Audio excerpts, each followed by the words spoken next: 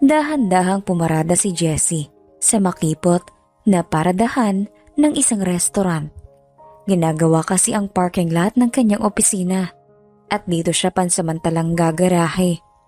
Pagbaba niya ay nakita niyang tumatakbo papunta sa kanya ang tatlong batang tila 7 taong gulang lamang. "Sir, kami na po ang magbabantay ng kotse mo." Nakangiting sabi ng batang tisoy pero madungis. "Oo nga sir, lilinisan na rin namin." Sabi naman ng isa pa. "Teka, magkakamukha kayo ah. Magkakapatid ba kayo?" Gulat na tanong ni Jessie nang makitang magkakatabi ang tatlo.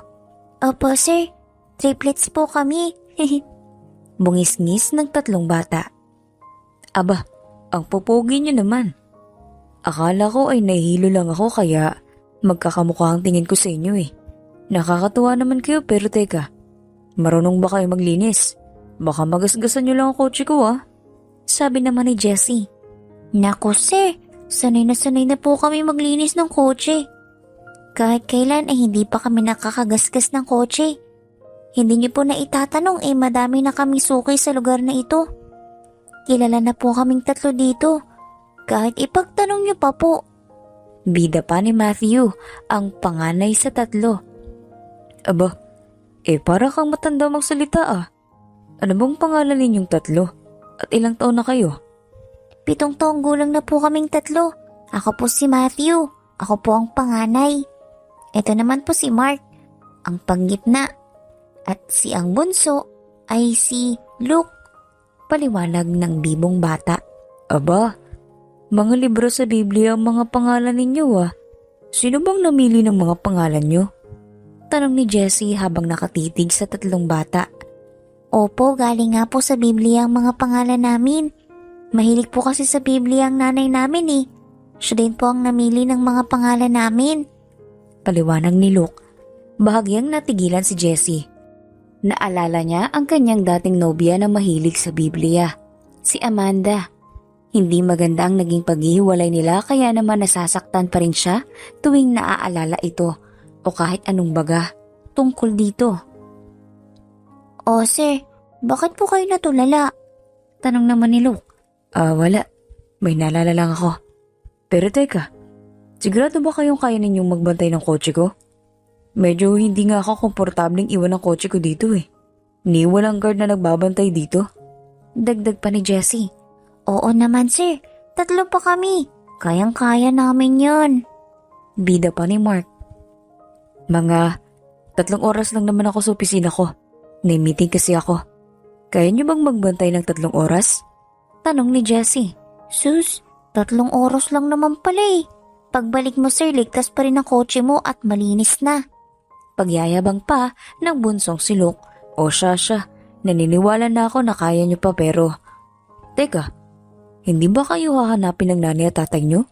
Nag-aalalang tanong ni Jessie. "Wala po kaming tatay. Hindi na po namin siya nakilala. At ang nanay naman po namin naglaglabada. Alam naman po niyang naghahanap buhay kami para makatulong sa mga gastusin eh." Paliwanag ni Matthew. "Hanap buhay? Hindi ba't 7 taong gulang lamang kayo? Dapat ay nag-aaral pa kayo, hindi ba?" Medyo uminit ang ulo ni Jessie sa narinig. Bibo at cute ang triplets at agad nahulog ang loob niya sa mga ito. Naiinis siyang isipin na kailangang magtrabaho ng mga paslit. "Kaya nga ho kami nagtatrabaho para makapag-aral kami sir. Mahirap lang po kami kaya tinutulungan namin ang nanay namin. Ang nanay naman ho namin ay naglalabada at nagpaplansya para kumita." Kwento pa ni Mark. "O siya, malilate na ako sa meeting ko. Kayo nang bahala sa kotse ko ah." Bili ni Jessie. Sumaludo pang 3 mga bata. "Yes sir," sabi pa nila. Nagtungo na nga si Jessie sa kanyang opisina. Siya ang CEO ng kanyang kumpanya at madalas siyang may meeting sa opisina o sa mga mamahaling restaurant at hotels. Nag-araw na iyon ay may maiksing meeting lamang siya sa mga investors ng kumpanya niya. Matapos ang meeting ay dumiretso na pabalik sa parking space niya si Jessie. Malayo pa ay nakita niyang nagtatalunan at kumakaway sa kanya ang 3 bata. Napangiti siya. Nakakatuwang tignan ang mga bata. Para bang ang saya-saya nila kahit pakitang-kita na hirap sila sa buhay.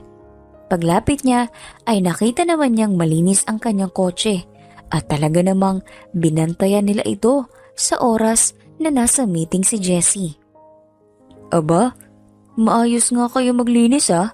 At talagang binantayan ninyong 3 ang kotse ko ng 3 oras. Humanga si Jessie sa sipag ng 3 bata. Sabi naman po sa inyo, sir eh. Sanay na po kami sa ganyang trabaho. Halos sabay-sabay na sabi ng triplets.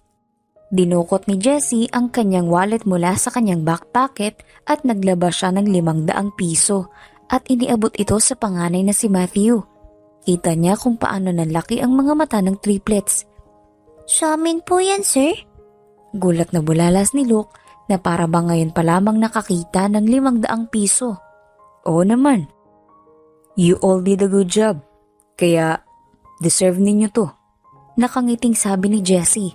Hawak pa rin niya ang pera at tila nagdadalawang isip si Matthew kung aabutin niya ito. Napakamot ng ulo si Luke. Sir, baka po masyadong malaki yan. Parang hindi po ata namin matatanggap yan. Agad naman siyang binara ng panganay niyang kapatid. Hoy, ano ka bang? Madami na tayong notebook at bigas na mabibili dyan. Huwag ka nang kumontra. Inabot ni Matthew ang 500 piso at saka nagpasalamat. Maraming salamat po dito, sir. Talaga pong malaki ang may tutulong nito sa pamilya namin. Natawa naman si Jessie. Ganito na lang. Ilang araw o linggo din siguro bago matapos ang renovation sa parking lot ng building namin. Kaya niyo bang magbantay ng ilang araw pa? Nagliwanag ang mukha ng triplets. Aba, opo. Kami pong bahala, sir. Wala po kayong aalalahanin. Safe na safe po ang kotse nyo dito. 3 po kaming magbabantay, sir. Ano nga po palang pangalan nyo? Tanong ni Luke. Jessie ang pangalan ko. Sige po, Sir Jessie. Bukas po, andito pa rin po kami ng gantong oras. Maraming salamat po ulit. Sabi naman ni Mark. Umuwi na nga si Jessie na may ngiti sa kanyang mga labi. Hindi niya maipaliwanag pero ang gaan ng loob niya sa 3 batang yun. Naisip niya na marahil dahil bibo at cute ang mga ito, kaya nakuha nila ang kanyang loob. May sariling condominium unit si Jessie sa di kalayuan sa kanyang opisina, pero madalas pa rin siyang umuwi sa kanilang mansyon. Doon kasi nakatira ang kanyang ama at ina na pawang matatanda na. Pagdaan niya sa kanilang sala ay napansin niya ang mga picture frames. Napabalik siya at tinampot niya ang isa sa mga larawan niya nung siya ay nasa 6 o 7 taong gulang pa lamang. Kamukha ko yung triplets. Kanina ko pa iniisip kung bakit parang pamilyar sila. Bulong ni Jessie sa kanyang sarili. Naputol ang kanyang agam-agam nang tawagin siya ng isa sa mga kasambahay nila. Sir Jessie, hinahanap po kayo ng inyong mama. Sabi ng kasambahay. Dali-daling umakyat si Jessie sa kwarto ng kanyang mama. Nanghihina ito at palagi lamang nakahiga. Iyo, patawarin mo ko.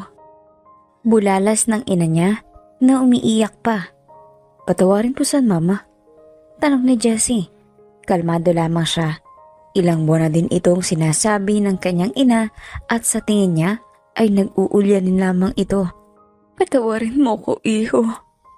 Pag-uulit ng kanyang ina. Mama, ayaw mo naman sabihin kung anong nagawa mo eh. Pero ganito na lang. Isipin mo na lang na mama kita. Kahit ano pa man yung nagawa mo ay napatawad na kita. Mahal kita, mama. Malambing na sabi ni Jessie sabay yakap sa kanyang ina. Ilang sandali pa ay nakatulog na. Nakangiti ang kanyang mama dahil sa kanyang sinabi. Si Jessie naman ay dumiretso na sa kanyang kwarto. Nang gabi ay nagtataka siya sa kanyang nararamdaman. Parang excited siyang pumasok at makita ang triplets. Wala namang kakaiba sa mga gagawin niya bukas.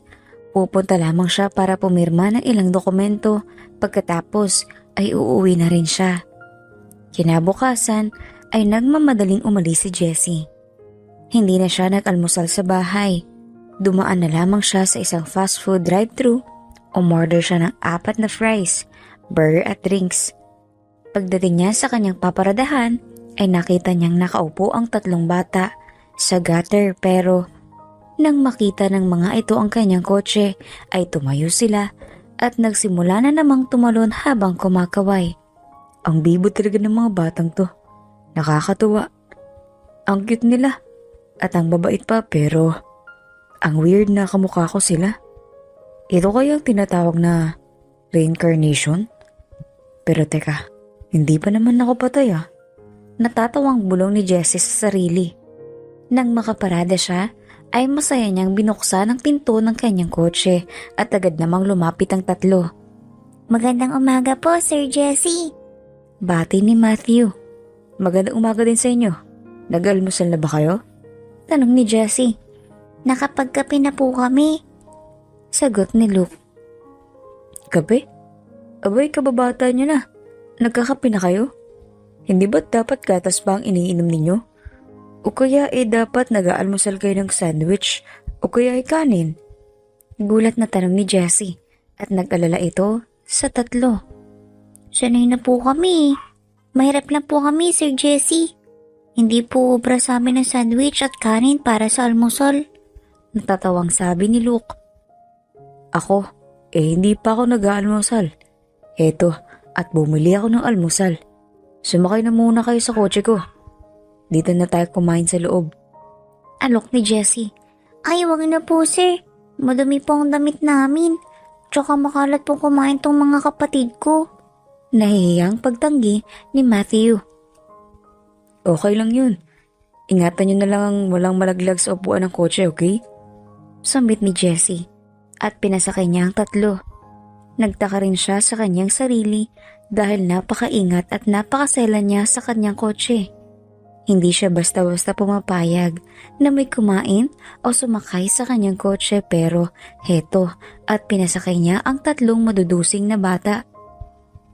Masaya silang kumain ng burger, fries at drinks. Kuwelang kasama ang mga bata. Masayahin sila at palabiro. Panay biro at kwento ang mga bata habang kumakain sila at halos hindi nanganapan si ni Jessie ang oras. Matapos kumain ay iniwan na ni Jessie ang 3 bata at nagpunta na siya sa kanyang opisina para pirmahan ang mga importanteng dokumento. At sa araw-araw nga na ganun na ang kanilang nakagawian, sabay-sabay silang nag-aalmusal. Minsan ay isinasama pa nga niya ang 3 na sa restaurant mag-almusal. Naging malapit na sa kanya ang triplets. Minsan nga ay hindi na tumatanggap ng bayad ang mga ito, pero ipinipilit pa rin ni Jessie ang bayad. Madalas na 500 piso o kaya naman ay 1,000 ang ibinabayad niya sa mga ito. Isang araw ay naisipan niyang isama sa mall ang mga bata. Bago siya umuwi ay kinausap niya ang 3. Papayagan ba kayo mag-mall ng nanay niyo bukas? Aba, syempre naman, Sir Jesse. Pero ano po bang gagawin namin sa mall? Tanong ni Matthew. Basta, magpaalam kayo sa nanay ninyo na sasama kayo sa akin sa mall. Tapos ay maligo kayo Magbihis kayo ng medyo maganda naman. Bili ni Jessie. Bakit po tayo pupunta sa mall, Sir Jesse? Birthday mo po ba? Biro ni Luke at nagtawanan sila. Well, yeah. Actually, birthday ko nga bukas. Matatanda na ang mga magulang ko. At wala naman akong kasamang mag-celebrate, so naisip ko lang baka gusto niyong sumama sa akin, mamasyal, at mag-mall. Paliwanag ni Jessie. Hala, happy birthday po, Sir Jesse! Sabay-sabay na sabi ng 3. Salamat. So paano? Uwi na ako. Umuwi na rin kayo at magkita-kita na lang tayo dito bukas. Ayos ba? Masayang tanong ni Jessie. Ayos po. Sabay-sabay namang sabi ng 3. Kinabukasan nga ay hindi pumasok sa trabaho si Jessie. Dumaan lamang siya sa kanyang pinaparadahan para sunduin ang 3 bata. Malayo pa lamang siya, gaya ng dati ay nagtatalunan na at kumakaway ang mga bata na parabang ang tagal nilang hindi nagkita. Nang tumigil ang sasakyan ni Jessie, ay inunlock niya ang mga pinto at nag-uunahang sumakay ang tatlo. Oh, huwag kayong magtulakan para naman kayong hindi makakapasok eh. Wika ni Jessie. Sorry po Sir Jessie, excited lang po kami.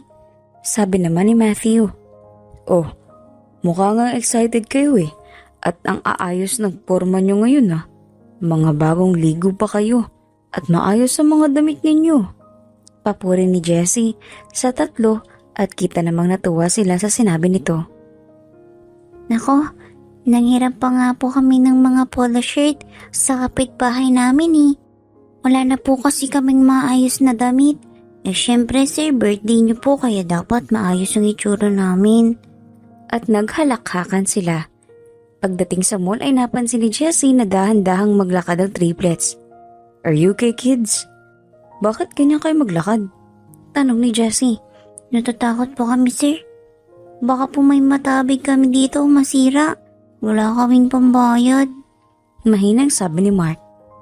At saka sir, parang nahiya po kami dito. Pang mayayaman lang po ato dito eh. Pinagtitinginan po kami ng mga tao. Sabi naman ni Luke sa bayo ko rito. Matthew, I got you. Huwag kang matakot. Just enjoy. Kung makatabig o makasira ka ng hindi sinasadya, ako ang magbabayad. Ikaw naman Luke. Huwag mong iisipin na hindi kayo pwede dito. Kasama niyo ako kaya sagot ko kayo. Isa pa, I don't think pinagtitinginan kayo dahil mahirap kayo. Unang-una, triplets kayo. Bihira ang triplets, kaya natutuwang mga tao sa inyo. Pangalawa, ang kukit niyo kaya. Yan ang mga dahilan kung bakit kayo pinagtitinginan. So please, mag-enjoy lang tayo, okay? Ayos ba? Mahabang paliwanag ni Jessie. Okay po. Sabay na sabi ni Matthew at Luke. Ikaw naman Mark, bakit ang bagal mo maglakad? Nahihiya ka din ba o natatakot baka makatabig o masira ng kung ano dito sa mall? Tanong ni Jessie. Hindi po. Ayos lang po ko. Mabagal lang po talaga kasi ako. Kasi nagugutom na po ako eh. Sabi ni Mark sabay kamot ng ulo. At naghagalpakan naman ng tawa sina Matthew, Luke at Jessie. Ay nako, tara na nga at nang makakain na kayo. Ayan ni Jessie. Nang dumating sila sa restaurant ay halos malaglag ang panga ng triplets. Ang daming pagkain. Bulong ni Matthew. This way sir. Magalang na sabi ng isang magandang babaeng naka-uniforme. Naupo na ang mga bata sa harap ni Jessie. Kumain na kayo. At kung kulang pa ay sabihan niyo lamang ako at o-order pa ako. Nakangiting sabi ni Jessie. Mabilis na kumilos ang triplets. Halos mabulunan sila sa pagkain. Fried chicken, cordon bleu, pizza, lechon, spaghetti, sausages, kaldereta at liempo ang mga pagkaing in-order in advance ni Jessie. Sobra-sobra ang mga iyon para sa kanila. Kaya naman, matapos nilang kumain ay ipinabalot pa ni Jessie ang mga pagkain para may maiuwi ang dalawa. Matapos silang kumain ay dumaan naman sila sa bilihan ng mga damit. Ibinili ni Jessie ng mga damit ang mga bata. Pati na sapatos at tsinelas ay binili niya ang mga ito. Masaya silang sumakay ng kotse at dito na naging emosyonal ang mga bata. Sir Jessie, kaarawan niyo nga po pero parang kami naman ang binilhan niyo ng mga regalo. Nakakahiya naman. Wala po kaming regalo sa inyo eh. Sabi ni Matthew. Okay lang yun Matthew. Masaya ako nang masaya kayo. At sa totoo pinasaya niyo ang karawan ko. Hindi ko yun ipagpapalit sa kahit na ano pang material na regalo. Madamdaming sabi ni Jessie. Tahimik lamang si Luke pero naglabas ito ng isang sobrang kwadrado. Iniabot niya yun kay Jessie. Ito po Sir Jessie. Galing po sa aming tatlo yan. Salamat. Bubuksan ko ito mamaya So paano? Saan ko ba kayo ihahatid? Tanong ni Jessie na bahagyan ng malungkot dahil para bang ayaw pa niyang mahiwalay sa tatlong bata. Doon na lang po sa paradahan nyo. Maglalakad na lamang po kaming pauwi. Makitid po kasi ang daan papunta sa amin. Hindi po ata magkakasya ang kotse nyo doon. Inihatid na nga ni Jessie ang mga bata at dumiretso na siya nang uwi. Muli siyang napadaan sa cabinet ng mga picture frames. Noong bata pa siya. Bakit kamukha ko kayo? Bakit ang ganang loob ko sa inyo? Malakas na sabi ni Jessie sa kanyang sarili. Nagtuloy-tuloy ang maganda nilang samahan pero isang araw, napaparating si Jessie sa kanyang paradahan ay napansin niyang dalawa lamang ang batang nag-aabang sa kanya. Hindi rin sila tumatalon at kumakaway. Nakaupo lamang sa gutter ang dalawa at hinihintay ang pagparada niya. Nakasimangot din ng mga ito. Pagparada niya ay lumapit si Matthew at Mark kay Jessie.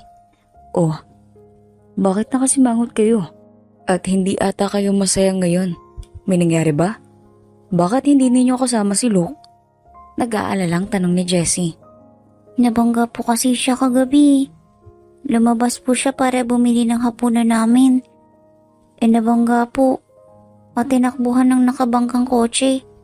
Paliwanag ni Matthew. Ha? Kamusta naman siya? Tanong muli ni Jessie. Hindi po namin alam eh. Basta iyak po ng iyak si nanay. Hindi na nga po kami sana pupunta dito kaso baka pumapano naman yung kotse nyo kung hindi namin babantayan. Mangiyak-ngiyak na sabi ni Mark. Nako, salamat Matthew ah. Pero hindi nyo na sana ako inalala. Mas importante ang kapatid ninyo. Teka, so ang ospital ba siya dinala? Doon po sa lumang ospital malapit sa amin. Tara, punta natin ang kapatid nyo. Sabi ni Matthew at sumakay muli sa kanyang kotse. Paano po yung trabaho niyo, sir? Yaw mo na. Mas importante ang kapatid mo sa meeting ko. Sumakay na kayo. Seryosong sabi ni Jessie at dali-dali itong nagmaneho papunta sa luma at pampublikong ospital. Nang makarating sila sa ospital ay nadismaya si Jessie. Nako, dito pa pala siya dinala. Kilala ang ospital na ito sa pagiging madumi at pabaya sa mga pasyente. Baka mapasama pa ang lagay ng kapatid niyo dito. Wala po kasi kaming pera, sir. Huwag kayong mag-alala. Akong bahala sa kapatid ninyo. Ililipat natin siya sa mas maayos na ospital. Kung saan mahalagaan siya at magagamot ng maayos. Dali-daling pumasok ang tatlo sa ospital. Naabutan nilang nakasilip sa bintana ng ICU ang nanay ng triplets. Yumuyog-yog ang mga balikat nito na halatang humahagulgol. Nay, ano po nangyari? Tanong ni Matthew. Humarap ang babae at niyakap ang dalawang bata. Nakomatos daw ang kapatid ninyo eh. May dumugo daw sa utak niya. Internal bleeding. Epekto daw ng pagkakabagok ng ulo niya nang mabangga siya. Paliwanag ng babae habang umiiyak. Dahan-dahan namang naglakad papalapit sa mag-iina si Jessie. Amanda? Hindi makapaniwala si Jessie sa kanyang nakikita. Halos walang taon silang hindi nagkita ni Amanda. Napatigil sa pag-iyak si Amanda. Napatitig siya kay Jessie. Jessie? Anong ginagawa mo dito? Paano mo nalaman na nandito kami? Nay, siya po yung mabait na lalaki na nagbibigay sa amin ng pera kapalit ng paglinis at pagbantay namin sa kotse niya.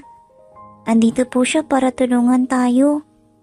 Ililipit po niya ng ospital si Luke para mas mapadali po siyang gumaling. Masayang pagbabalita ni Mark. Hindi tayo tatanggap ng tulong mula sa lalaking yan mga anak. Kung kailangan kong mamalimos ay gagawin ko. Huwag lamang umasa sa lalaking yan. Umiiyak na sabi ni Amanda. Pero Nay, baka po may masama pa mangyari kay Luke. Bakit po ayaw ninyong tumanggap ng tulong galing kay Sir Jessie? Makakilala po ba kayo? Bakit parang galit po kayo sa kanya? Ang bait-bait nga po sa amin ni Sir Jessie. Matthew, Mark, maaari bang dun muna kayo sa may bintana? May pag-uusapan lang naman kami ng nanay ninyo. Hala, bakit daw? Kakamot-kamot ng ulo ang dalawa. Pero sumunod din naman sa lalaking hindi nila alam ay tunay na ama pala nila. Amanda, bakit parang ikaw pang galit sa akin? Hindi ba't ikaw ang bigla na lamang nawala?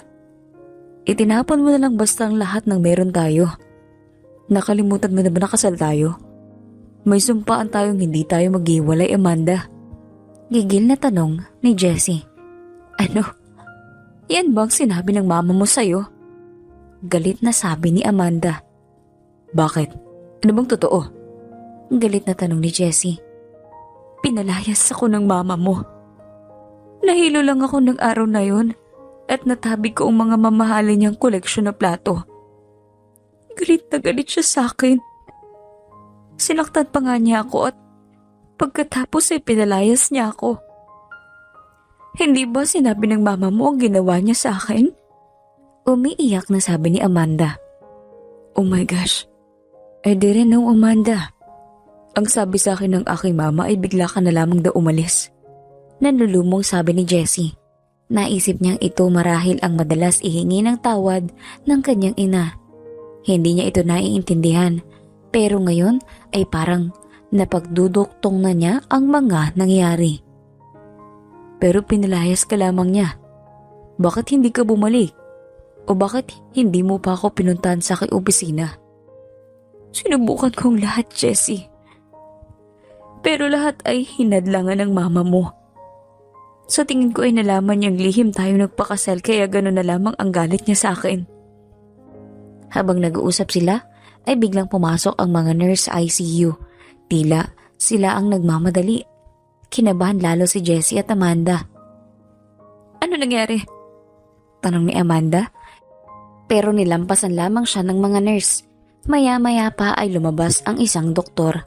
Kayo ba ang magulang ng bata? Tanong ng doktor. Ako ho ang ina niya. Naiilang na sagot ni Amanda. Tatapatin ko na ho kayo. Hindi ho maganda ang lagay ng inyong anak. Kailangan natin siyang mailipat sa mas malaking ospital na may sapat na pasilidad para sa kanyang kondisyon, pero bago siya ilipat, kailangan muna namin siyang i-stabilize. Kailangan siyang masalina ng dugo. Maaari ho ba kayong magpates? Rare ho ang blood type ng inyong anak at wala ho kaming ganung blood type sa ospital na ito. Paliwanag ng doktor. Oo ata ang blood type ko eh. Ano ho bang blood type ng anak ko? Malamang ho ay pareho kami. Tanong ni Amanda. RHD negative ho ang blood type ng inyong anak. Oh? Hindi ba't A, AB or O lamang ang mga blood type? Ngayon lang ho ako nakarinig ng ganyang blood type, Dok. Pag-amin ni Amanda. Wait, Dok. RHD negative din ho ang blood type ko. Handa ho akong mag-donate ng dugo sa bata. Seryosong sabi ni Jessie. Pumunta ho kayo sa nurse station para mabigyan kayo ng instruction para sa pagbibigay ng dugo. Pagkasabi niyon ay nagpaalam na ang doktor. Bumaling naman si Jessie kay Amanda. May hindi ka ba sinasabi sa akin, Amanda? Baka sa boses ni Jessie ang pinaghalong galit at pangungulila. Anong ibig mong sabihin? Kinakabahan naman si Amanda. Ang sikretong itinago niya ng matagal na panahon ay malapit ng mabunyag. I have a rare blood type. 1% lang sa populasyon ng Pilipinas ang may ganong blood type. Ang magiging anak at apo ko lamang ang maaaring magmana ng aking rare blood type. Anak ko ba ang triplets? Gigil na tanong ni Jessie. Nahihibang ka na ba? Hindi naman ako buntis nung pinalayas ako ng mama mo sa bahay niyo eh. Pagtanggi pa ni Amanda. Fine. Hindi ko naman pala anak ang batang yan. Hindi na ako magdodonate ng dugo. At hindi ko na rin ililipat ng ospital. Hindi ko naman pala siya anak eh. Pababayaan ko na lamang siya. Nangungutyang sabi ni Jessie, sabay akmang aalis. Jessie, teka lang. Huwag mong pabayaan ang anak ko. Umiiyak na sabi ni Amanda. Yes? Sabi ni Jessie, sabay ngiti kay Amanda. Oo. Oo na. Anak mo ang triplets. Nang araw na pinalis ako ng mama mo. So sorpresahan sana kita na nagdadalang tao ako. Nag-iwan ako ng sulat sa pinto ng kwarto mo pero malamang itinapon din yun ng mama mo. Wala nang nagawa si Amanda kung hindi umamin. Hindi niya kayang magmatigas pagkat buhay na ng kanyang bunso ang nakataya. My gosh, Amanda! How could you do this to me? Pasigaw na sabi ni Jessie. Sabay hawak sa ulo habang pabalik-balik itong naglalakad. Kinuha mo sa akin ng 7 taon. Nakasama ko sana ang aking mga anak. Pinabayaan mo silang maghirap? Kahit na alam mong kaya ko silang bigyan ng maganda at maginhawang buhay. Anong klaseng ina ka? Sumbat ni Jessie. Halos maiyak siya sa galit. Noon pa man ay naaawa na siya sa triplets, pero doble ang bigat sa kanyang loob nang malamang anak pala niyang mga ito. Di tanungin mo yung mama mo. Alam mo ba kung ilang beses akong bumalik sa mansyon niyo? Alam mo ba kung ilang beses akong ipinagtabuyan ng mama mo? Minsan ay muntik na nga niya akong ipinahabol sa aso. Ilang beses akong nagpabalik-balik sa bahay at opisina mo pero umabot na sa punto na pati ang mga gwardya ay hindi na ako pinapapasok. Lahat ng ito ay kagagawa ng mama mo. Galit na galit siya sa akin. Hindi niya matanggap na isang mahirap na katulad ko lamang ang pinakasalan mo. Umiiyak na salaysay ni Amanda. Napailing na lamang si Jessie at nagtungo sa nurse station para makuhaanan siya ng dugo. Matapos ang ilang oras ay nakapag-donate na ng dugo si Jessie sa kanyang anak. Paglabas niya sa waiting area ay nakita niya si Matthew at Mark. Sinalubong siya ng mga ito at agad naman niyang niyakap ang mga bata. Nagtaka naman si Matthew at Mark. Bagamat malapit na sila, ay hindi naman sila niyayakap dito dati. Napaka-emosyonal at madamdami ng yakap sa kanila ng kanilang Sir Jessie. Sir Jessie, okay lang po ba kayo? Tanong ni Matthew na magalang na kumawala sa pagkakayakap sa kanya. Okay lang ako. Matthew, nakapag-donate na ako ng dugo sa kapatid niyo. Bukas, pag maayos na siya, ay ililipat na siya sa pribadong ospital. Si Mark naman ay sumabat. Ang sarap naman po ng yakap mo, Sir Jessie. Para na rin po ako niyakap ng tatay ko Hindi ko pa po kasi naranasan mayakap ng tatay ko Ang sarap pala. Bungis-ngis pa nito. Maraming salamat po sa lahat ng tulong niyo sa amin, Sir Jessie. Pasensya na rin po kayo sa nanay namin Baka naguguluhan lamang po siya dahil sa nangyayari sa kapatid namin pero mabait naman po siya. Siguro po mahirap lang din talagang naging buhay niya simula nang niloko siya ng tatay namin. Pagtatanggol ni Mark sa ina, nagulat si Jessie. Plano na sana niyang ipagtapat sa mga bata na siya ang tunay nilang ama pero parang galit ata sila sa kanya. Minabuti na lamang niya na kumuha muna ng magandang tiyempo bago magtapat sa kanyang mga anak. Nangihina pa si Jessie mula sa pagdodonate ng dugo pero ilang saglit pa ay inilipat na ng ospital si Luke. Si Amanda ang sumama kay Luke sa ambulansya habang si Matthew at Mark naman ay sumabay sa kotse ni Jessie. Sa biyahe ay naisipang kausapin ni Jessie ang mga anak niya. Mga bata, meron akong ikinuhang condo units na malapit sa ospital na paglilipatan kay Luke. Doon muna sana kayo mamalagi habang nasa ospital si Luke. At least, hindi na kayo mahirapang umuwi pa sa bahay niyo. Kondo po? Yung matataas na building po tapos may laruan at saka swimming pool? Excited na tanong ni Matthew. Oh, yun nga yung kondo. Natatawa namang sagot ni Jessie. Bakit naman po kailangan namin ng kondo? Nakakaya naman po kasi masyado pong malaki ang nagagastos niya sa kapatid namin. Gusto ko lamang na mapadali ang pagbisita o pagbabantay ninyo sa inyong kapatid para hindi na rin mahirapan ang nanay ninyo.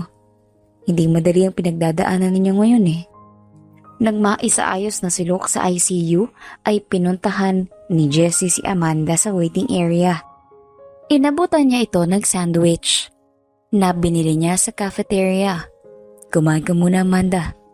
Kahapon ka pa ata hindi kumakain Hindi naman ako nagugutom Hindi ka nga nagugutom. Pero ang katawan mo na mabibigay yan. Kailangan mo magpakatatag para sa mga anak mo. Umaasa sila sa iyo. Sa'yo lamang sila kumukuha ng lakas ng loob. Kahit ganyang mukha silang masaya paniguradong kinakabahan at nag-aalala sila para sa kapatid nila. Inabot ni Amanda ang sandwich at dahan-dahang kumain. Tumutulo ang mga luha niya. Hindi ko kakayanin kung may mangyaring masama sa aking anak, Jessie.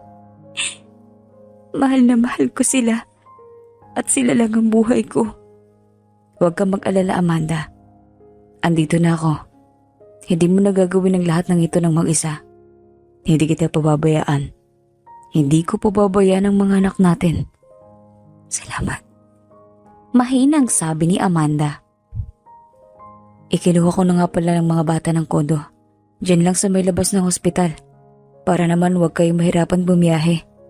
Kung okay lang sa inyo ay ihahatid ko na muna sila doon. Para makatulog at makapagpahinga silang dalawa.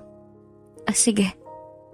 Hindi pa rin sila nakakatulog ng maayos simula kahapon Wika ni Amanda na pilit kinakain ng sandwich na bigay sa kanya. Tama naman si Jessie. Kailangan niyang magpakatatag para sa kanyang mga anak. Maya-maya pa ay nagpaalam na si Jessie. Naglakad sila ng dahan-dahan papunta sa kinauupuan nila. Matthew at Mark, niyakap ni Jessie si Amanda. Magpakatatag ka. Kakayanin natin to. Ipinapangako ko sa'yo. Hindi ako papayag na may mangyaring masama sa bunso natin. Nagpaalam na nga si Jessie at ang mga bata kay Amanda. Inihatid nga ni Jessie sina Matthew at Mark sa condo unit na inupahan niya para sa mga ito. Tuwang-tuwa ang mga magkapatid. Pagpasok pa lamang ng building ay hanga na sila sa ganda nito. Grabe ang ganda dito. Wika ni Matthew. Sobrang ganda nga dito, no? Sana gumaling na si Luke para makita din niya ito. Wika naman ni Mark. Nang makapasok sila sa condo unit ay nagtakbuhan sa malaking sofa ang mga bata. Ang lambot ng upuan. Pasigaw na sabi ni Matthew. Mga bata, teka lang. Maligo muna kayo at kumain. Puyat pa kayo Umidlip muna kayo. Pagkatapos niyong matulog ay pupunta tayo ng mall para makabili ng mga gamit niyo. Pakiusap ni Jessie na naglilikot sa mga anak. Ano pong bibili natin? Tanong ni Mark. Mga damit na gagamitin niyo dito. Pwede rin naman kayong bumili ng laruan kung gusto niyo. Malayo pa naman po ang Pasko. Bakit po tayo bibili ng damit? Minsan nga po kahit Pasko hindi kami nakakabili. Buti na lang po yung kapitbahay naming mayaman binibigyan kami ng lumang damit. Kwento ni Mark. Halos madurog ang puso ni Jessie sa kanyang narinig. Naghirap ang kanyang mga anak habang kaya niyang ibigay ang lahat sa mga ito. Ang daming sinasabi Matulog na kayo para makalis na tayo mamaya. Sabi na lamang ni Jessie para mapigilan ang pagluha niya. Umidlit din ng ilang oras ang mga bata. Nang nagising sila ay nagtungo na sila sa mall. Ipinamili niya ang mga bata at kumain din sila sa isang fancy restaurant. Nang makauwi sila ay naglaro lang sandali ang mga bata at nakita niyang tulog na ang mga ito. Binihisan niya ng pangtulog ang mga bata at isa-isa niyang kinarga ang mga ito papunta sa kama. Nang nakahiga ng magkatabi ang dalawa ay tinititigan niya ang mga ito. Napakasaya ng puso niyang makasama ang kanyang mga anak. Humiga siya sa tabi ng mga ito at niyakap sila. Habang nakahiga ay naisip niya kung gaano niya kamahal si Amanda dati. Pakiramdam niya ay lalo pa nga niya itong minahal ngayon na nalaman niyang may mga anak na pala sila. Kinabukasan ay maagang dumating ang isa sa mga kasambahay ni Jessie.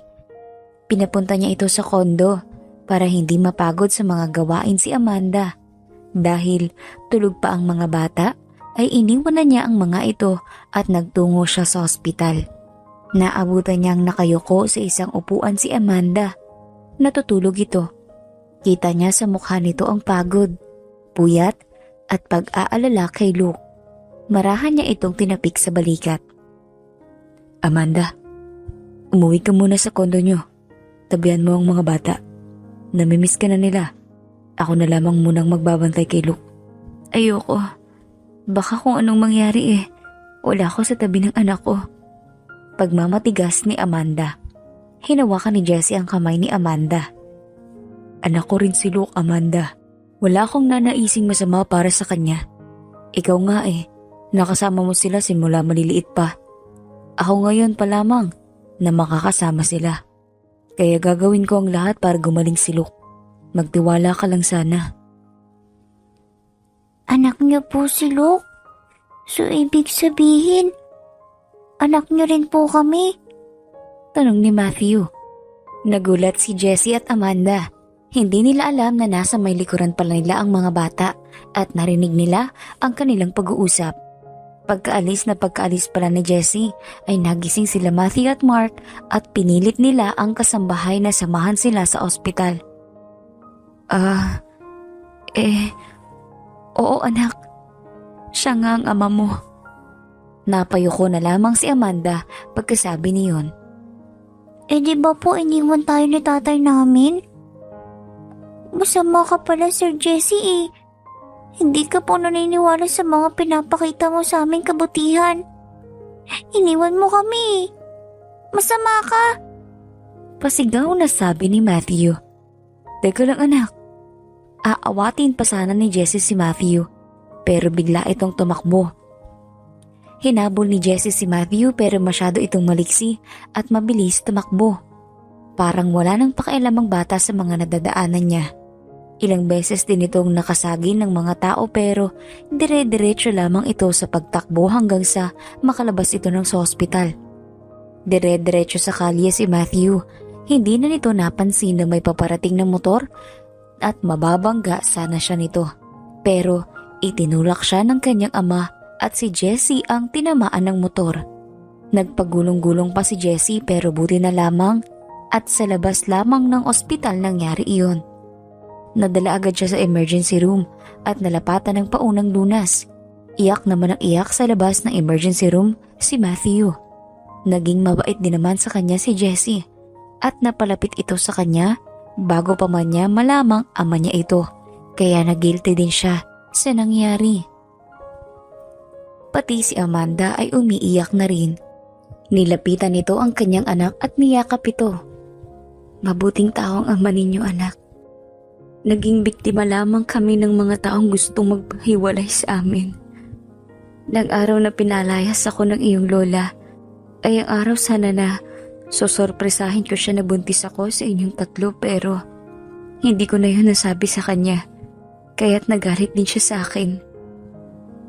Ang akala niya ay lumayas ako ng walang dahilan. Palagay ko ay nalaman ng lola ninyo ang relasyon namin ng ama niyo. Kaya gumawa siya ng paraan para paghiwalayan kami. Hindi lang talaga niya matanggap na isang mahirap na labanderang katulad ko lamang ang minahal at pinakasalan ng inyong ama. Kaya't huwag ka nang magalit sa ama mo anak. Mahabang paliwanag ni Amanda. Sorry po nanay. Magiging okay pa po ba si tatay? Umiiyak na tanong ni Matthew. Abay oo naman. Ang sabi ng nurse ay konti lang naman daw ang mga gasgas at pasa ng tatay mo. Hindi naman siya nabalian ng buto. Buti naman po. Kasi sabik na po akong magkaroon ng tatay Dati ko pa po gusto makilala ang tatay ko tapos ganito pang nangyari dahil sa akin. Umiiyak pa rin na sabi ni Matthew. Maya-maya pa ay dumating naman si Mark. Ayos ka lang ba kuya? Niyakap nito ang kanyang kuya Matthew. Ayos lang ako. Sagot naman ni Matthew. Si Sir Jesse po nanay, kamusta? Nag-aalinlangang tanong ni Mark kay Amanda.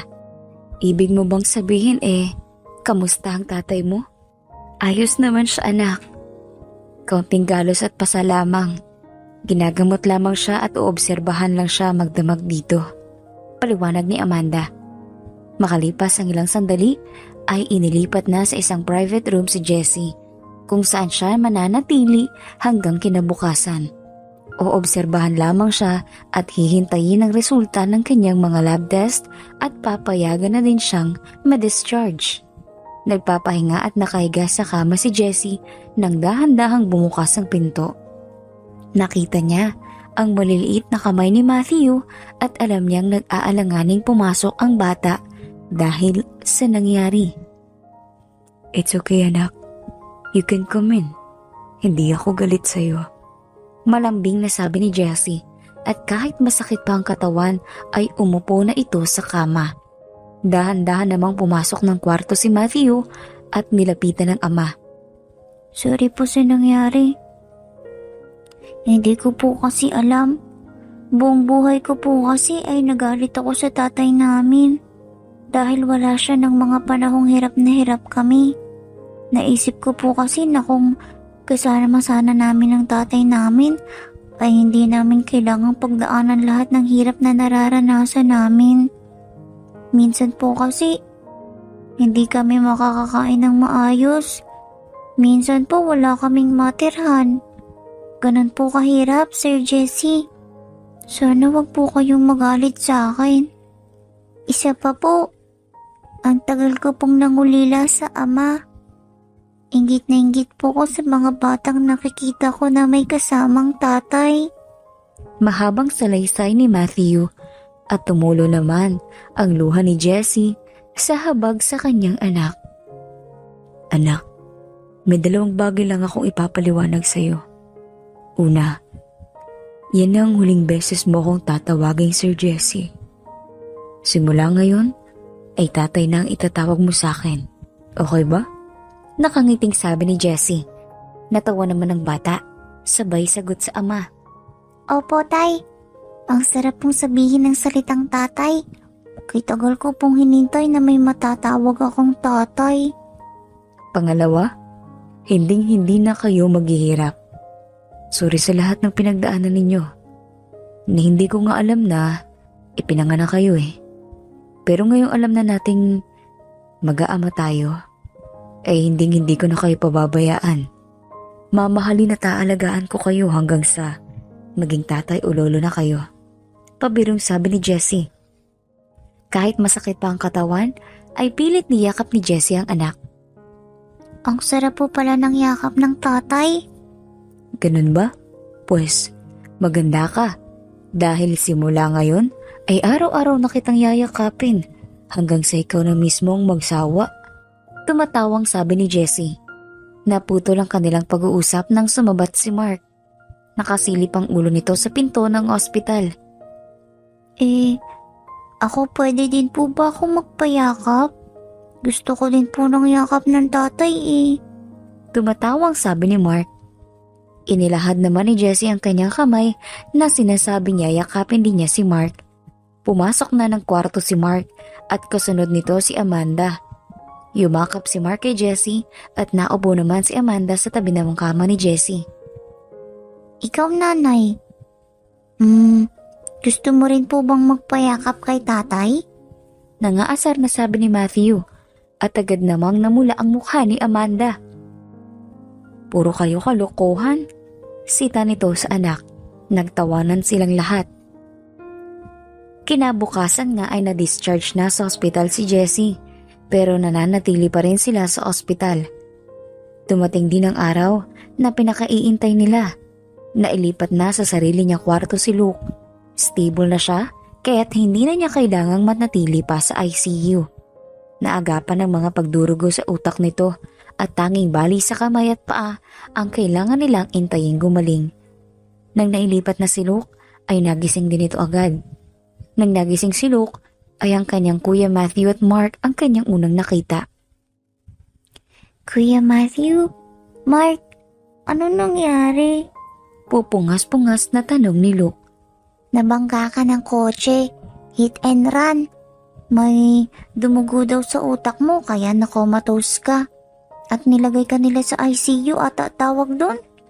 Paliwanag ni Matthew. Hala, okay na ba ako? Takot na tanong ni Luke. Oo, nagising ka na E di okay ka na. Tumatawang sabi naman ni Mark. Habang nag-uusap ang tatlo, ay biglang bumukas ang pinto.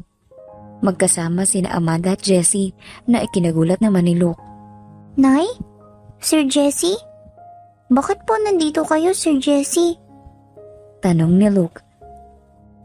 Anak, Gising ka na? Napasigaw na sabi ni Amanda. At dali-dali itong lumabas. Teka, tatawag ako ng nurse. Naiwan naman si Jessie na agad lumapit kay Luke at niyakap ito. Hindi siya si Sir Jesse, Luke. Siya ang tatay natin. Humahalakhak na sabi ni Matthew. Nananaginip ba ako? O niloloko niyo lang ako? Si Sir Jesse yan eh. Siya yung may-ari ng kotse na nililinisan at binabantayan natin. Sabi pa ni Luke. Oo, Luke. Tatay natin siya. Nang magkasakit ka, ay sumama sa amin si tatay. Gusto ko kasi niyang tulungan. Nung nakita si nanay at tatay doon nila nakumpirma na tatay nga natin siya.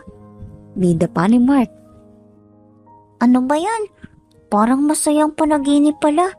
Buti nagising ako agad. Nakangiting sabi ni Luke. Oo, buti nagising ka. Abay, pagod na kami magbantay sa'yo ah. Halakhak naman ni Matthew. Ito pa pala, Luke. Ikinuha kami ni tatay ng kondo na malapit dito sa ospital. Para daw wag na kaming mahirapan sa pagpunta sa'yo. Grabe, ang ganda ng kondo natin. Ang laki ng TV at daming palabas sa cartoons. May swimming pool pa at laruan. Bida pa ni Mark. Ha? Talaga? Swimming pool? Laruan? Parang playground, ganon? Parang biglang lumakas si Luke sa kanyang mga narinig. Tapos, ipinag-shopping pa kami ni tatay ng mga damit at laruan. Maraming marami. Mas marami pa dun sa binili natin na sa atin nun sa birthday niya. Bida naman ni Matthew. Anak ko, hindi ko mapapatawad ang sarili ko kung may nangyari sa iyong masama. Emosyonal na sabi ni Jessie. Bakit po?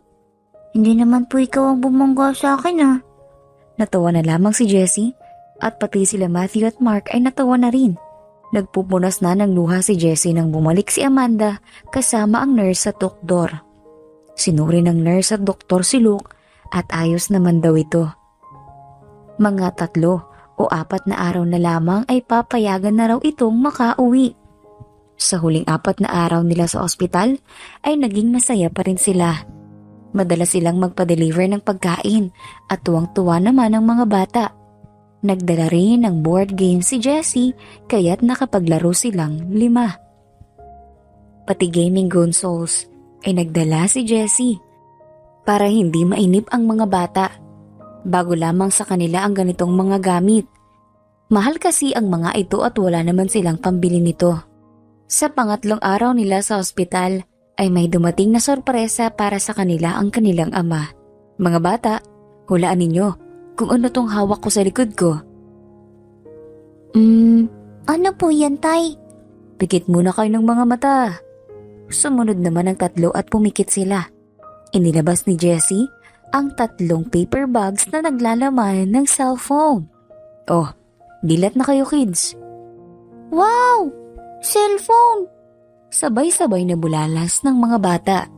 Agad nilang kinuha ang tag-iisang cellphone at sinimula na nilang buksan ang mga ito. Nang mabuksan na nila ang cellphones ay yumakap sila kay Jessie. Tay, maraming salamat po. Matagal na po namin gustong magkaroon nito eh. Pero wala kaming pambili. Salamat po talaga. Wala nga naman mga anak pero dapat wag sobra-sobra sa paggamit ng gadgets ha. Isa pa, binili ko talaga yan para pwede nyo ko i-text o tawagan kapag may kailangan kayo o kapag gusto nyo lang akong kausap. Opo tatay, lagi ka po naming tatawagan. Nakangiting sabi ni Luke. Abala ang mga bata sa paggamit ng mga bago nilang cellphones. Lumapit naman si Amanda kay Jessie. Masyado mo nang ini-spoil ang mga bata ah. Hindi naman. Bumabawi lang ako sa mga panahong nawala sa amin. Paliwanag ni Jessie. Sabay abot din ng cellphone kay Amanda. Oh, bakit pati ako meron? Nagulat si Amanda. Para lagi mo din ako nakakausap. Naisip ko kasi Amanda importante na lagi tayo may communication para sa mga bata. Teka nga pala, Alam na ba ng mama mo ang tungkol sa amin ng mga bata? Tanong ni Amanda. Hindi ko na muna sinabi. Napakamot ng ulo si Jessie sa tanong ni Amanda. Oo, tama. Mas makakabuti siguro yan baka kung ano na naman gawin niya. Pasensya ka na. Alam ko ng mama mo siya pero mas makakabuti talaga kung hindi niya alam ang tungkol sa akin. Lalo na sa mga anak natin. Matanda na si Mama Amanda. I don't think may magagawa pa siya. Pero alam mo, ilang buwan tayo bago nagkita ay nagsimula na siyang humingi ng kapatawaran sa akin. Lagi niyang sinasabi sa akin na patawarin ko raw siya. Kapag tinatanong ko naman kung bakit siya humihingi ng tawad hindi naman yan maipaliwanag. Baka nagsisisi na rin siya sa nagawa niya dati. Sabi ni Amanda pero naiilang pa rin talaga siya sa usapin tungkol sa ina ni Jessie. Hindi rin naman maiaalis sa kanya na sumama ang loob sa mama ni Jessie pagkatapos ng lahat ng nangyari. Oo nga pala, anong plano mo pag nakalabas na ng ospital si Luke? Plano? Di ba babalik sa dati naming ginagawa bago maaksidente si Luke? Uuwi na muna kami sa aming bahay. Maglalabada pa rin ako. At ang mga bata naman malapit na rin bumalik sa paaralan. Kwento ni Amanda. Doon na lang kaya kayo tumira sa bahay ko? Alok ni Jessie. Kasama ng mama mo? Mapang-asar na tanong naman ni Amanda. Natawa rin si Jessie. Hindi. Ibig kong sabihin sa kondo ko. Doon na lang tayo tumira. Wag na. Maaari naman kaming bumalik sa dati naming bahay Pagmamatigas ni Amanda. Hindi naman sa minamalit ko ang bahay niyo at buhay ninyo. Dati. Pero bakit mo gugustuhin bumalik dun kung kaya ko namang bigyan ng masarap na at maginhawang buhay ang mga anak ko? Napayo ko na lamang si Amanda. Huwag na matigas ang ulo mo, okay? Doon na lang kayo tumira sa kondo ko. At ako naman dun sa bahay kasama nila mama. Wika ni Jessie. Pumayag din naman si Amanda. Tingin ko naman hindi ka tatanggap ng hindi mula sa akin. So sige na. Kung saan mapapabuti ang mga anak natin, payag na rin ako. Buti naman. Sa atin, anong plano mo? Nakangising sabi ni Jessie. Nako Jessie, tumigil ka nga dyan. Puro kakalokohan. Halata namang kinilig din si Amanda at pulang-pula ang mga pisngi nito sa hiya. Mahal pa rin naman kita. Madaming nangyari sa panahong maghiwalay tayo. At matagal na rin tayong magkahiwalay. Naisip ko na ligawan na lang kaya ulit kita. Magsimula tayong muli.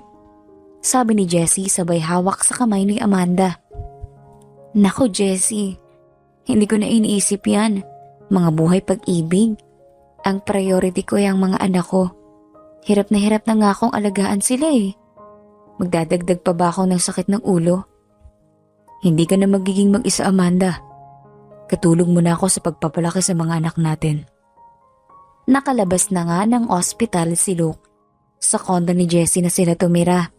Sinamahan pa nga ni Jessie si Amanda at ang mga bata na maghakot ng mga gamit mula sa kanilang lumang bahay.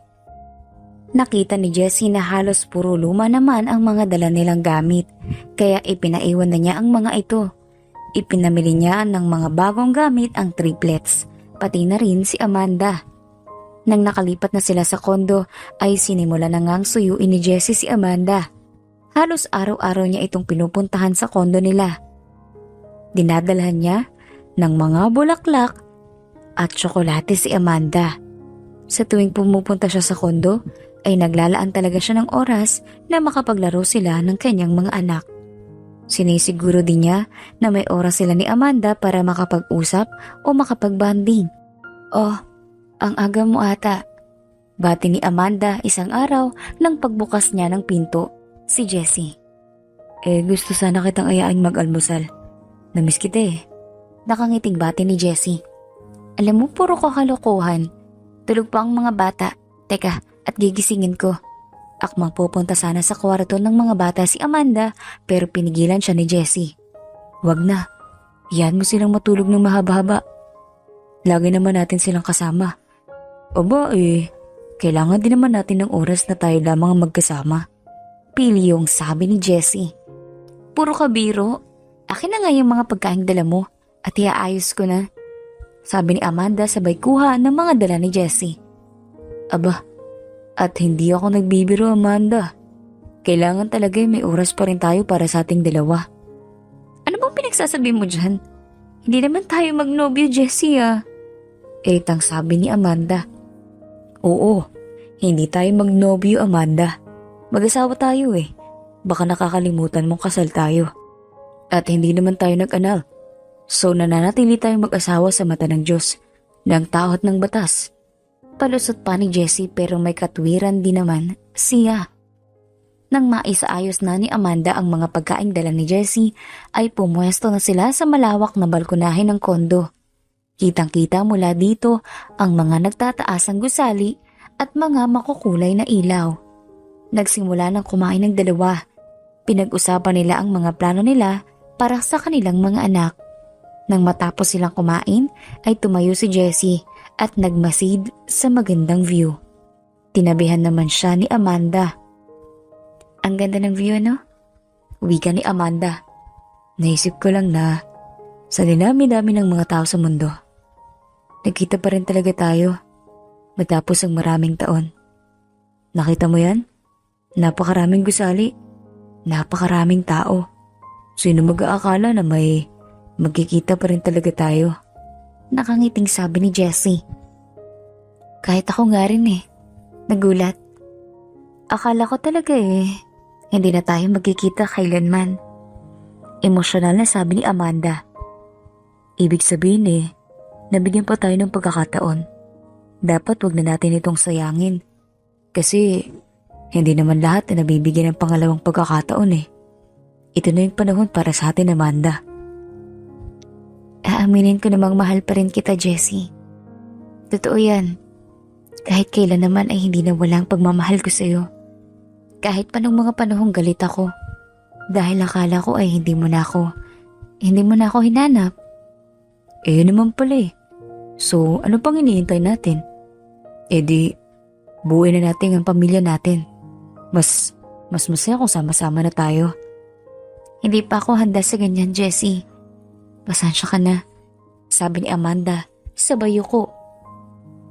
Naiintindihan ko naman, Amanda. Handa akong maghintay sa tamang panahon. Mahal kita. And I don't mind waiting. So ngayon mag-focus tayo sa mga bata. Gusto ko mapalapit sa kanila. Gusto kong bumawi sa mga nawalang panahon sa amin. Suportado kita diyan, Jessie. Nakangiting sabi ni Amanda. Naging masaya at kontento naman sila. Sa kondo na pagmamay-ari ni Jessie tumira ang triplets, pati na rin si Amanda. Makalipas ang ilang buwan ay nagsimula na ang pasukan. Ipinasok ni Jessie sa isang magandang paaralan ang tatlong mga bata. Tuwang-tuwa naman ang mga ito.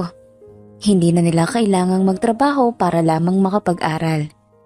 Palitan naman sa pagsundo sa mga bata si Jessie at Amanda. Masaya sila. Kontento na si Jessie. Naghihintay lamang siya na maging handa na si Amanda na makipagbalikan sa kanya. Hindi inakala ni Jessie na may mga kukontra pa rin pala sa kanilang pag-iibigan. Isang araw, na umuwi sa mansyon si Jessie, ay nadatnan niyang nakaupo sa sala ang kanyang mama at papa.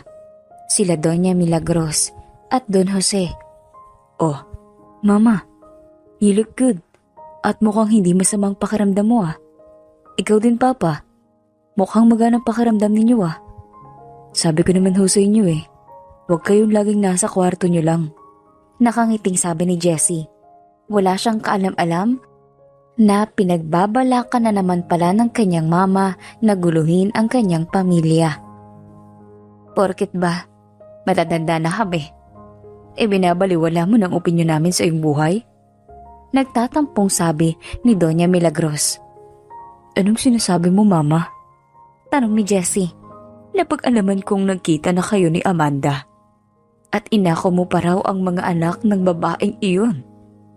Nahihibang ka na ba, iho? Bakit mo aarugahin at gagastusan ang anak ng ibang lalaki ng babaeng iyon? Tanong ng matanda. Halos maluha ito sa galit. Mama, anak ko ang triplets. Giit ni Jessie. Paano mo na masisiguro? Halos 9 na taon kayong nagkita. Maraming maaaring mangyari ng panahong nagkahiwalay kayo. Tapos, tatanggapin mo na lang basta ang anak mo? Ang mga batang yun? Yung mga hampas lupang yan? They will grab any opportunity that will come their way. Huwag ka magpapagamit at magpapautos sa kanila, anak. Pakiusap ng matanda. Mama, paano mong nasasabi yan? Hindi ba't ikaw ang may dahilan ng paghihiwalay namin ni Amanda? Galit na sumbat ni Jessie. I did what I had to do to protect my only son. Lahat ng ginawa ko ay para sa ikabubuti mo, anak. Ayoko lamang na mapagsamantalahan niya ang kabaitan mo. Wika ng Donya. I'm old enough to protect myself. I'm old enough to make the right decisions. Pabayaan mo ng anak mo. Akala ko ba'y nagsisisi ka na sa mga nagawa mo nung araw? Ito na ang pagkakataon mo para bumawi. Pabayaan mo na sila, Milagros. Pag-awat naman ni Don Jose. Inabot ng matanda ang isang sobre kay Jessie. Binuksan iyon ni Jessie at inilabas ang mga larawan. Kuha iyon ni Amanda, nakasama ang mga bata. Nang sila ay 3 taong gulang pa lamang, pati na rin ng isang lalaki na nakahawak sa mga bata. Ano ito, Mama? Pagmasdan mo lahat ng mga larawan, iho. At buksan mo ang isipan mo. Utos ng matanda. Binuklat nga ni Jessie ang iba pang larawan at nakita naman niya ang mga larawan ng buntis pa si Amanda na kasama muli ang lalaking iyon. Posibleng iyan ang tatay ng mga bata. Hindi ka nga nagpa-imbestiga, iho. Baka yan ang tatay ng mga bata. Sabi pa ni Doña Milagros. Mama, kitang-kita na naman na kamukha ko ang mga bata. Tignan ninyong larawan ko nung kasing edad ko pa lamang sila. Sabi ni Jessie sabay kuha ng picture frame nung siya ay bata pa. Maaring coincidence lamang yan, iho. Ipasuri mo ang mga bata. Ipa-DNA test mo. That's not necessary, Mama. Ramdam kong lukso ng dugo sa mga batang yon. Alam ko sa puso ko na mga anak ko sila. Hindi ko sila ipapa-DNA test. Dahil ayokong maramdaman nilang may pagdududa ako na anak ko sila. At mas lalong hindi ko sasaktan si Amanda. Kapag nagpa-DNA test ako, ay para ko na ring sinabing duda ako. Walang tiwala sa kanya. Mahabang paliwanag ni Jessie. Bahala ka, iho. Nabubulagan ka na sa babaeng yan. Kahit kailan, ay hindi siya nakabubuti sa'yo. Mama, mahal ko si Amanda. Pinakasalan ko siya. At ngayon ho ay may mga anak na kami. Sana'y matanggap niyo na mahal ko siya. Walang masama kung mahirap lamang siya. Dala ang sobre ay umalis ng mansyon si Jessie.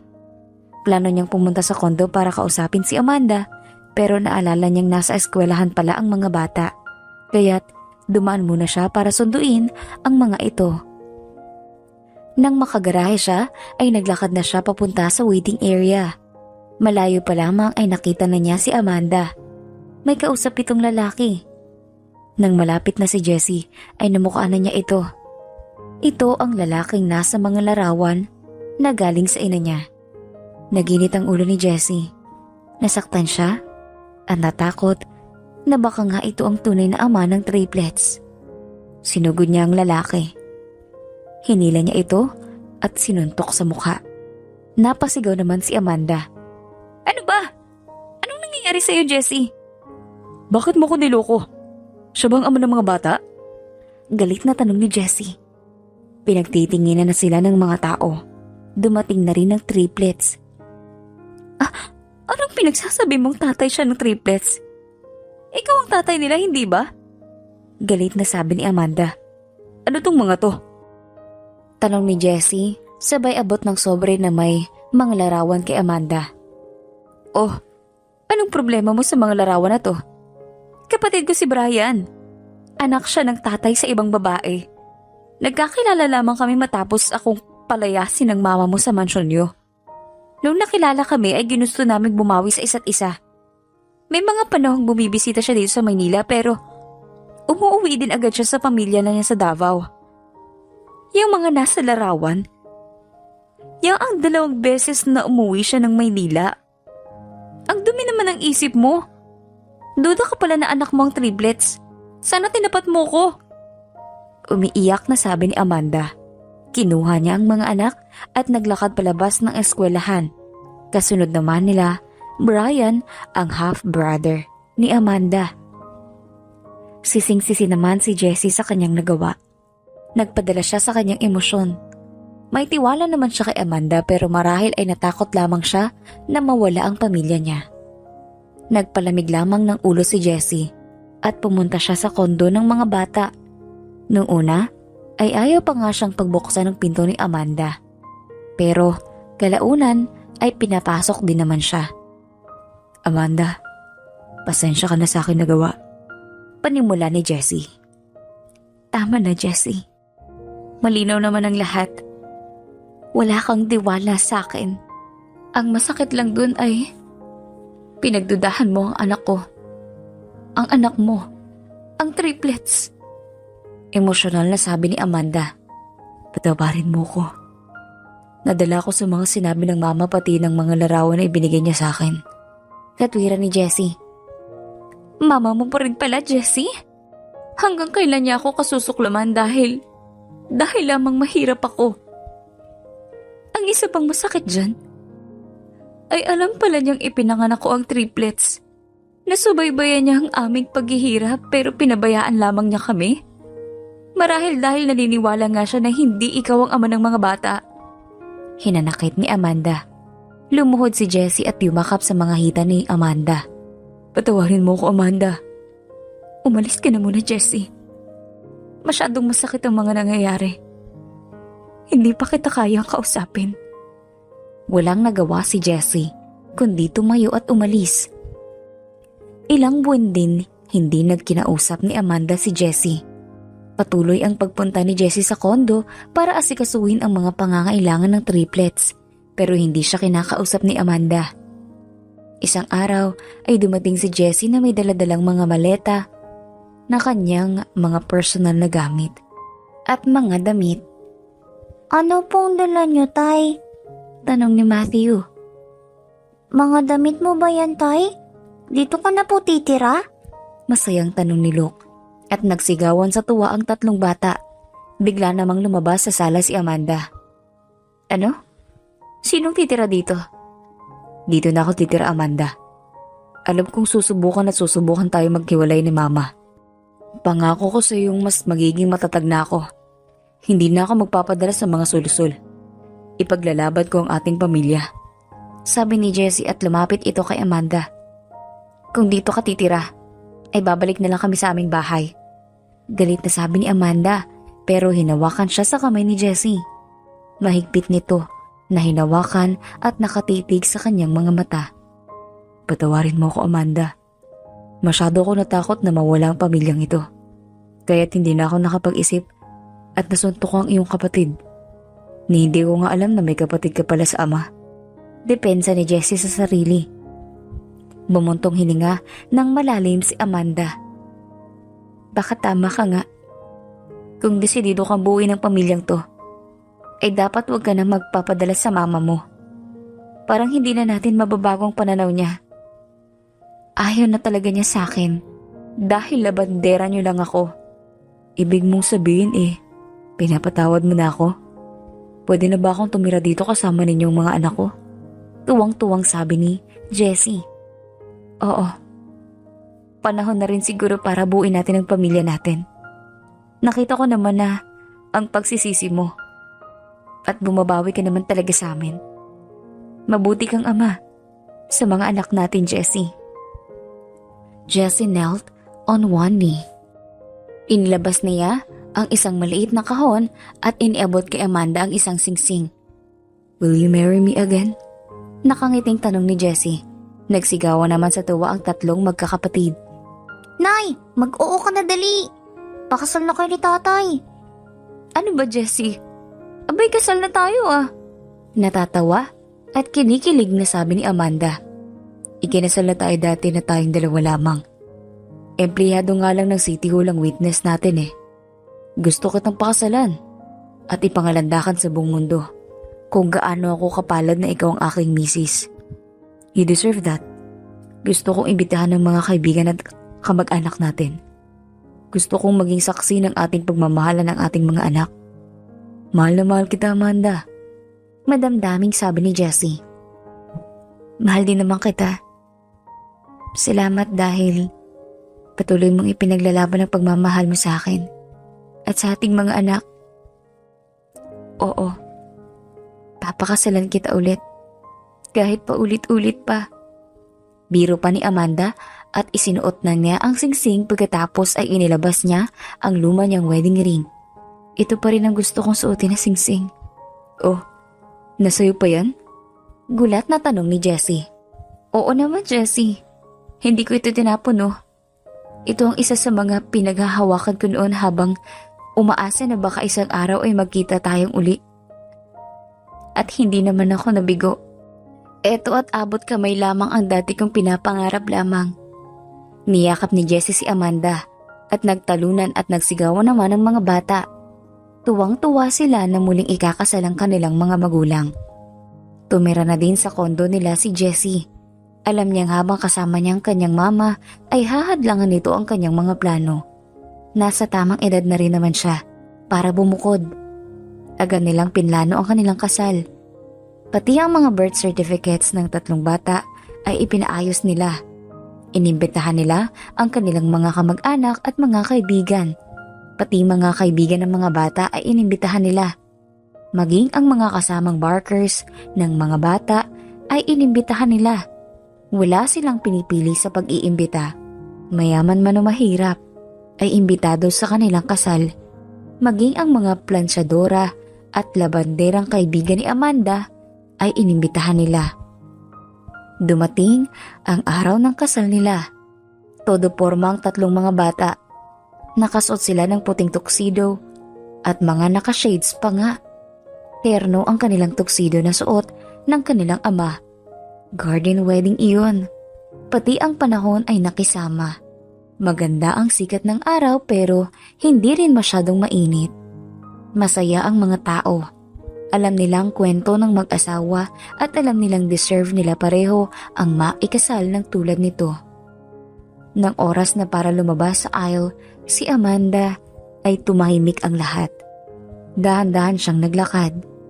Suot niya ang mahabang puting gown at wala nang ama na maghahatid kay Amanda sa altar.